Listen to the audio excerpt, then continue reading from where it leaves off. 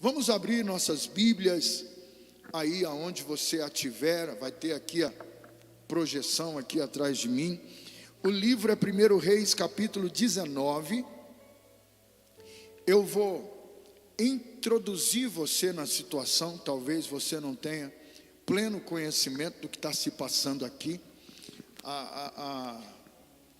Havia um conflito de dúvidas no meio do povo, da nação de Israel, o povo de Judá, porque a nação estava debaixo de um governo de pessoas de mente e posicionamentos malignos. Aquelas pessoas estavam disseminando no meio da nação, do povo de Deus, que Deus não era tão Deus assim, e que o Deus que eles deveriam acreditar era o Deus Baal. Baal é uma junção de nomes que durante a história da humanidade foram dados a Lúcifer. Então Baal foi mais um dos nomes de Lúcifer na história da humanidade. Baal, Zebub, Beuzebu, são nomes dados a Lúcifer. E Acabe, que era o rei de Judá, quebra um princípio da palavra de Deus, se casando com uma mulher chamada Jezabel, que não pertencia ao povo de Deus. Qual que era o princípio? Nenhum homem dos judeus, nenhuma mulher judia poderia se casar com um homem ou uma mulher de um povo pagão. O que é um povo pagão? Que não crê no Deus bíblico, no Deus da Bíblia, no Deus de Abraão, Isaque e Jacó, no Deus de Israel. Então essa era uma lei que deveria ser bem observada por todos. Mas Acabe era um rei meia boca. Ele descumpre esse trato e ele acaba se relacionando com a família que representava a maior seita satânica da face da terra naquele momento. Jezabel significa princesa de Satanás. O pai de Jezabel tinha o nome de Etibaal, que significa sacerdote de Lúcifer. Então, como é que casa com um negócio desse? Depois não adianta, ora por mim, né?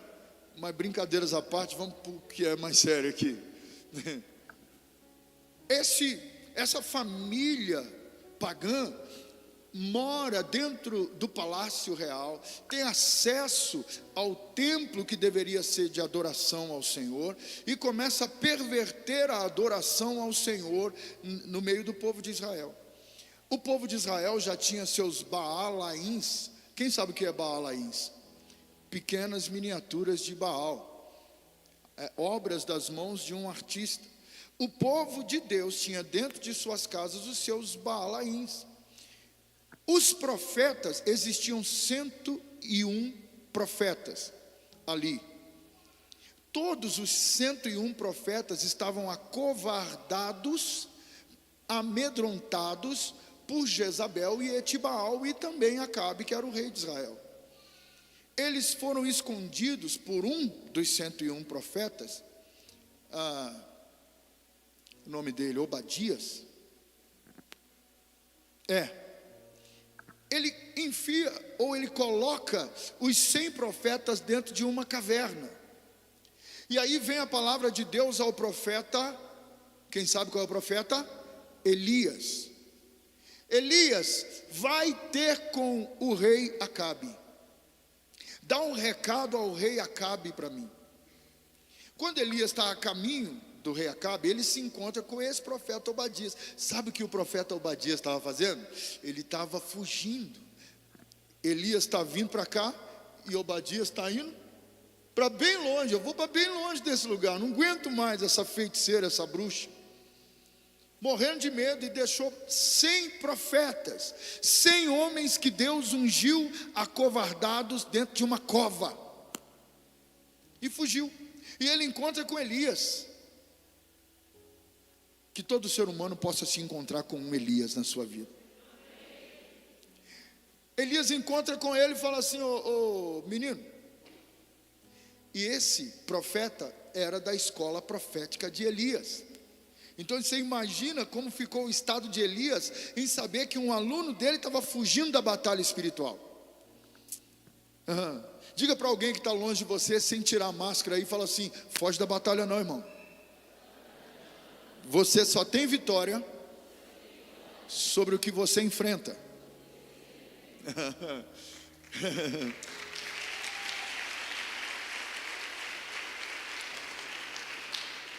Daí Elias fala para Obadias, fala: ó, vai lá e avisa para Acabe que eu estou chegando e eu quero falar com ele. Obadias fala assim: você está louco? Eu estou contextualizando você. Se eu for voltar lá, Acabe vai me matar, Elias. Eu fico imaginando Elias olhando para quem ele gerou. Não aponta o dedo para ninguém, mas quem já teve um discípulo aqui que você desafiou, ele falou assim: acho que não dá para mim.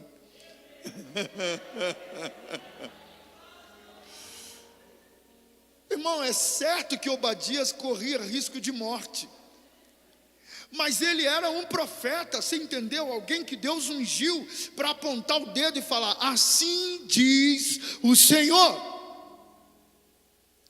Baal não é Deus, só o Senhor é Deus. Mas ele não fez isso.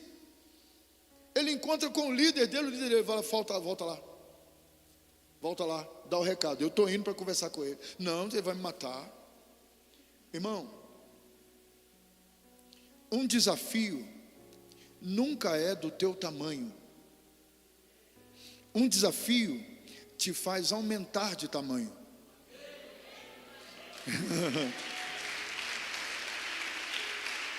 Nunca. Se você não tem coragem de enfrentar desafios, você vai continuar do tamanho que você é.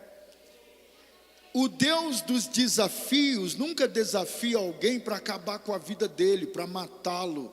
Deus desafia para crescer. Isso, mas não era Deus, era Elias. E Elias representava quem? Então Deus estava falando com Obadias. Até que ele foi, e aí aconteceu que Acabe falou: não, mas Eliasinho que eu vou. E quando Elias chega até Acabe, fala: você que é o perturbador de Israel. Elias fala para ele assim: eu não sou. Eu não sou o perturbador de Israel. Muito pelo contrário, você que é. Olha como é que está o povo está cocheando entre dois senhores. Sabe o que é cochear entre dois senhores? É tipo assim, tem uma linha reta aqui, o cara está com um pé cá e o outro cá. Poncovô. Já ouviu alguém falar assim? Poncovô. Lá em Minas Gerais a gente escuta muita gente falar poncovô, oncotô. Elias aparece para endireitar o caminho de Israel. Agora que eu estou contextualizando você, estou fazendo você entender o contexto geral da história. Acaba que Elias afronta Acabe, Jezabel e o seu pai Etibaal, porque ele fala assim: vamos então colocar em xeque agora a veracidade do seu Deus e do meu Deus. Vamos para o Monte Carmelo. Você, Acabe, vai chamar os 450 profetas de Baal, mais os 400 profetas de Azera, ou Azerá. Que é isso, bispo? Da onde saiu esse nome, essa mulher aí? Não é uma mulher, é uma deidade feminina, que para os povos pagãos tem a representatividade de uma mãe. Porque a ideia era: se existe um Deus Pai, tem que existir uma deusa mãe. E o ser humano tem a capacidade de criar o seu próprio Deus. Então, Israel estava adorando Baal, que é Lúcifer, e Azerá, que era supostamente a esposa de Lúcifer. E Elias sozinho, nós já sabemos que tinham 101 profetas escondidos com medo, e agora nós sabemos que ao serviço de Jezabel tem 450 feiticeiros, bruxos, que servem a Baal, e tem mais 400 sacerdotes que servem a Azerá. Elias fala assim: chama os 850 e leva para o Monte Carmelo, lá nós vamos ver quem é Deus. Aquele que responder com fogo do céu, esse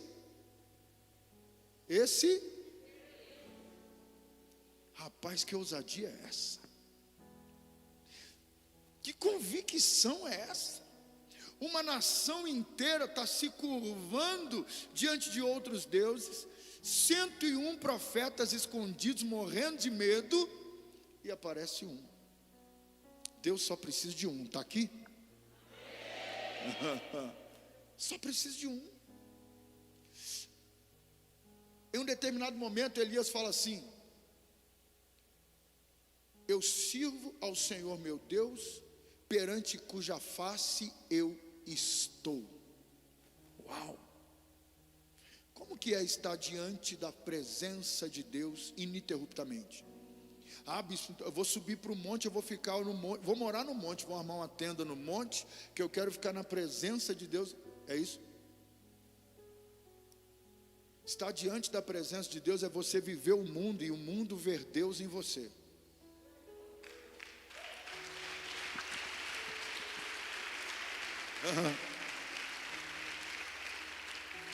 A pessoa que Deus vai usar de forma mais aguda, de forma mais acentuada, é a pessoa que se separa do mundo, porque a Bíblia diz que aquele que é amigo do mundo torna-se inimigo de Deus. Então aquele que Deus mais vai usar é aquele que é inimigo do mundo. Então a pessoa, para andar diante da face de Deus e ter autoridade para usar o nome de Deus, ela é daquele tipo de pessoas que não entra em fofoca, ela não entra em piadinha obscena, ele não entra em conversa fiada, ele não fala mal dos pais, ele não fala mal de líderes eclesiásticos, ele não fala mal da igreja de Jesus Cristo, ele não fala mal da palavra de Deus, ele não toca em mulher alheia, ela não toca em homem alheio. Quem está me entendendo aqui? Esse tipo de gente dá trabalho para o diabo. Os demais, eu sei que aqui não tem ninguém assim, mas os demais se escondem na caverna.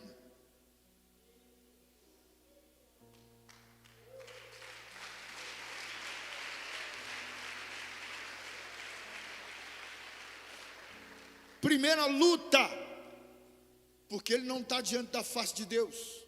Ele não se alimenta da essência. Deixa eu olhar as horas aqui. Falta 5. Tá, vai chegar. Ele se alimenta da presença de Deus, então ele tem combustível espiritual para queimar no meio das lutas, diante das lutas.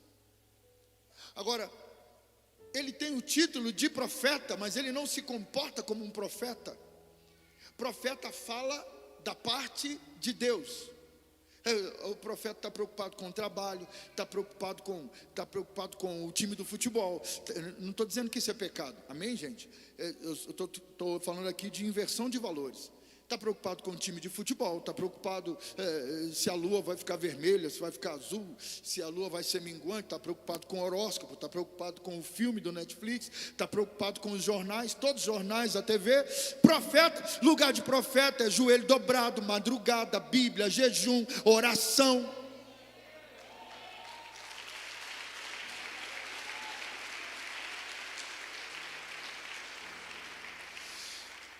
Se eu desejo falar da parte de Deus, que eu então fale com Deus.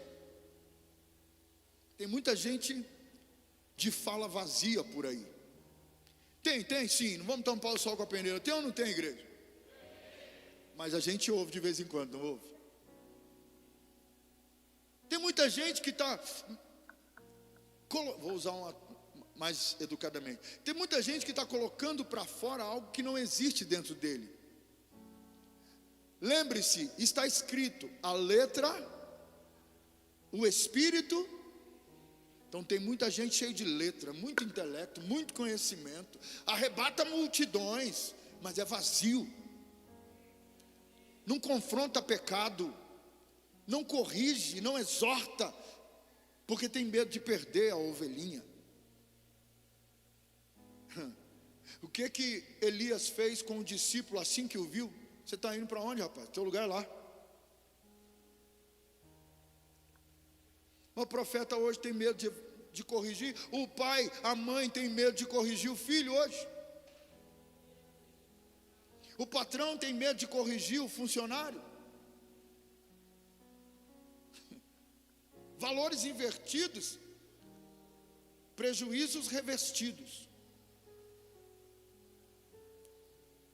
Tudo que está com valor invertido vai te trazer prejuízo, querido. Deus não hesita, Deus é pai, mas é um pai que não tem problema emocional, é um pai que não se sente devedor ao filho, e não sai dando qualquer coisa, cobrindo todos os erros, entregando de qualquer jeito as coisas na mão do filho. Não, você merece, então eu te dou. Você não merece, taca-lhe pau. Deus é assim, irmão. Por que que eu e você não? Elias teve autoridade. Foi aquele furdúncio, todo Israel subiu para o Monte Carmelo. 850 sacerdotes de Baal e Azerá. Ele fala para eles assim: vamos pegar aqui 2 animais, um cordeiro para você, um cordeiro para mim. Vocês preparam o cordeiro primeiro, porque vocês são um número maior. Eu preparo depois. Começou, vou supor que a Bíblia não dá a hora certa, mas fala que começa pela manhã. Então vamos supor que começou às 9 da manhã. Eles prepararam o cordeiro e ficaram invocando Baal. Ó Baal, ó Baal, ó Baal. Eles começam a andar em círculo em volta da oferenda, do holocausto, do sacrifício. Holocausto, sacrifício e oferenda tem o mesmo sentido. É algo entregue a uma deidade que é adorada. E eles estão ali, começam a rodar. E dá meio-dia, Elias começa a rir, fala: quem sabe, grita mais alto, quem sabe ele não está dormindo, está cansado, cheio de um monte de coisa. Grita mais alto. 3 horas da tarde, os caras estavam com aqueles chicotes que tem pontas de lâmina, mais ou menos parecido com o que fizeram com Jesus Cristo, quando tinha lâmina nas pontas que travavam na pele e saíam arrancando. E eles se martirizando, derramando o próprio sangue e invocando a Baal. Que pena. O Deus dos céus deu o seu filho e derramou o sangue do seu próprio filho para que eu e você não precisemos derramar o nosso.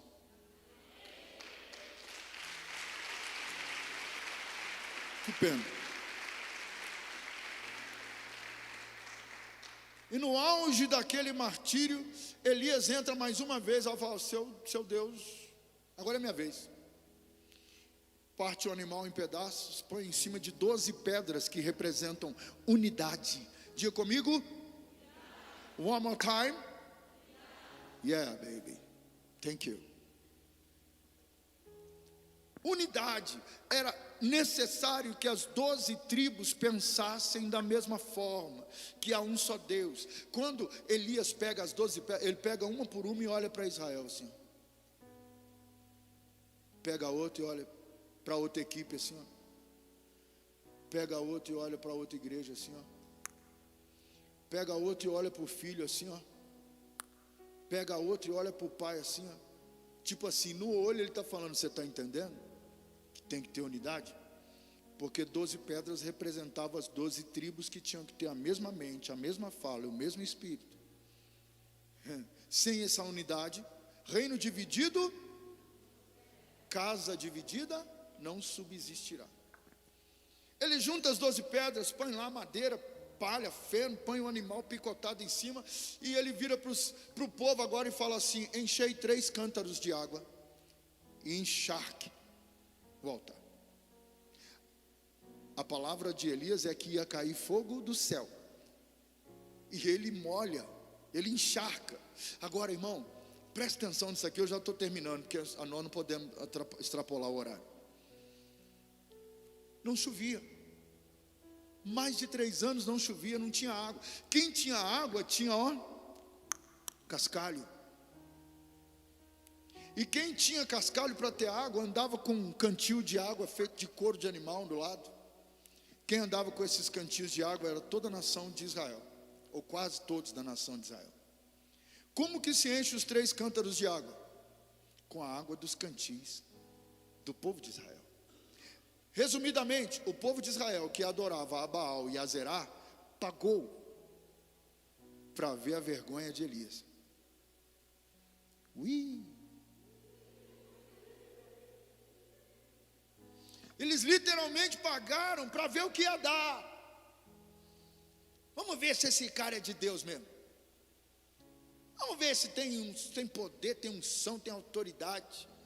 Nosso Deus aqui a gente não sabe. Deus nunca se revelou para a gente. Deus nunca se manifestou no nosso meio. A Zerá manifesta toda hora rodando a baiana. Ui. Mas esse Deus aí nunca manifestou. Então vamos ver quem é Deus. Elias faz uma oração de 2 versículos. Manifesta-te que tu és Deus em Israel, para que esse povo saiba que o Senhor é Deus.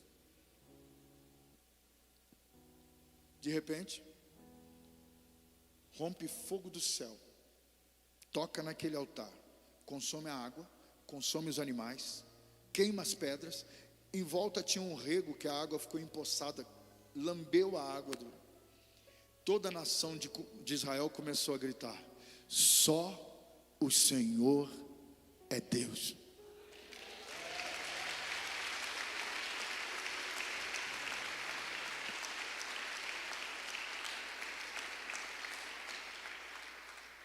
Como se já não bastasse,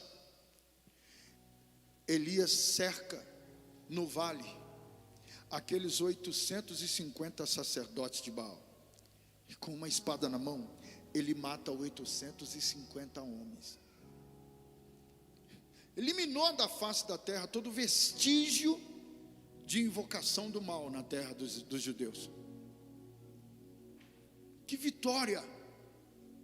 Estamos caminhando para o final. Não fique desesperado não. Que vitória! Sabe qual é um defeito crucial de todo ser humano? Ele acaba de ter uma vitória, ele faz assim, ó.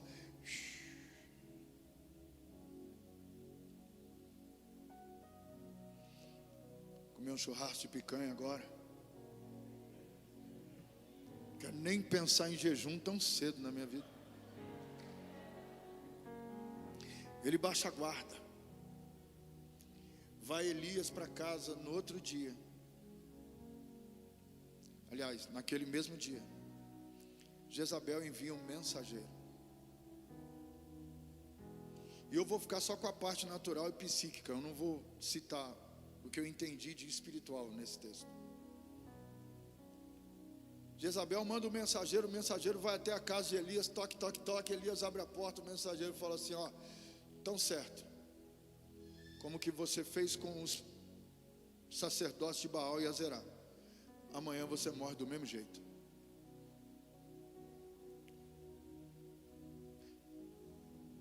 Que influência teria uma notícia como essa na vida de um homem que fez fogo descer do céu, desafiou toda a nação de Israel, mais Jezabel, Acabe e Etibaal?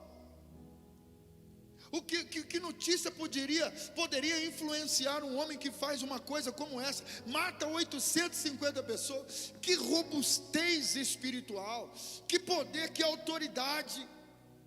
Aí alguém vai na porta dele e fala: amanhã tu vai morrer. Jezabel mandou falar. Elias sai correndo, pega o moço dele, que eu acredito ser Obadias. No meio do caminho ele larga Obadias em um determinado lugar, e ele anda 1 dia de distância para dentro do deserto, pedindo para morrer. Ele pedindo para morrer. O texto está a partir de 1 Reis, capítulo 19, do versículo 1 em diante, para quem quiser ler em casa. Ele vai pedindo para morrer. Senhor, me mata. E ele fala assim: olha, só tem eu de profeta, não sobrou ninguém. Deixa essa mulher acabar com tudo aqui, mas me tira daqui. Aí Deus vai. O anjo do Senhor visita.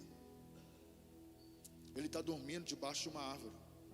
O anjo do Senhor vai lá e fala com ele: Elias, come e bebe, ainda tem muita coisa para fazer. Ah, mas só tem eu de profeta, não tem mais ninguém comigo, eu estou sozinho. Olha a alma como grita, mesmo dentro de um profeta. Se você acha que está sozinho, a tua alma está te enganando. Mas eu não estou vendo ninguém do meu lado. Por enquanto. Se você vencer esse vale, daqui a pouco tem uma multidão te seguindo.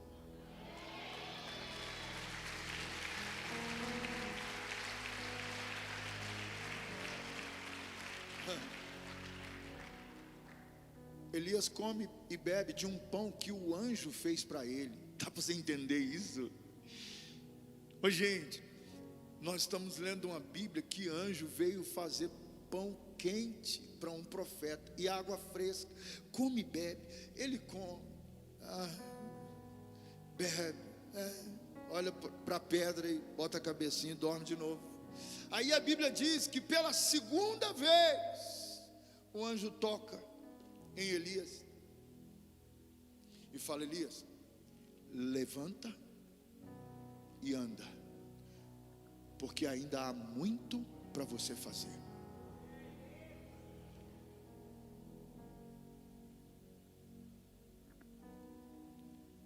Talvez possa ser que algum de nós aqui tenha sido pego de surpresa. Você enfraqueceu, perdeu a fé, perdeu as forças. O amor de Deus é tão grande por nossas vidas, que Deus não se importa em te tocar pela segunda vez e de te alimentar de novo, para que você continue.